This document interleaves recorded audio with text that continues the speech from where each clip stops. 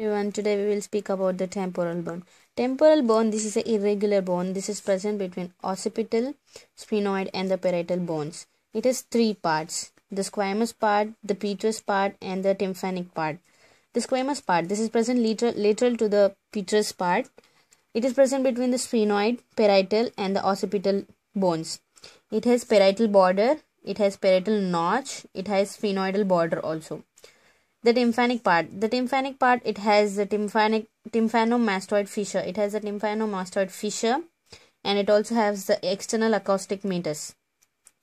The petrous part, this is the continuation of a pyramidal like structure.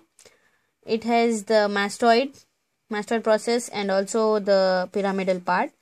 It has the mastoid process. It has occipital and the occipitopterygoid groove. Then it has sigmoidal sinus internally. It also has mastoid air cells inside the mastoid process. In the cranial base, we can see the squamous part, the petrous part, but we cannot see the tympanic part. In the petrous part, we can see groove for the lesser petrosal nerve, the groove for the greater petrosal nerve. We can also see the arcuate eminence over here.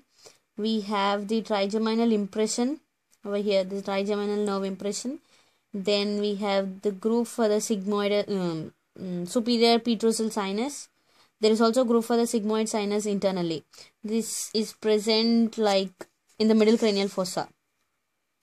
The cranial base, in the inferior view, we can see the zygomatic process. We can see the tubercle, articular tubercle, the mandibular fossa, the styloid process, arch like it's a sharp pointed thing. Then we can see the pterygotympanic fissure. Then the carotid canal passing through the external opening can also be seen. It is a oval-like structure present behind the foramen ovale and the spinosum. Then there is mastoid process, prominent mastoid process.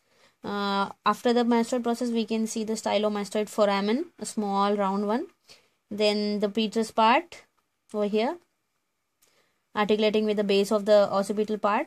Then we have the mastoid notch posterior to the mastoid process. There is also occipital groove for the occipital artery between the articulation over there. Then the jugular fossa present near the base, just behind the occipital condyles. Okay, over there we can see near to it. And there is also mastoid foramen, this one. The walls of the tympanic cavity, there are 6 walls of the tympanic cavity over here. The roof is formed by the tegmental wall, the floor is formed by the jugular wall, the medial side is formed by the labyrinthal wall, the lateral side is formed by the membranous wall. Posteriorly it has a mastoid wall and anteriorly it has a carotid wall.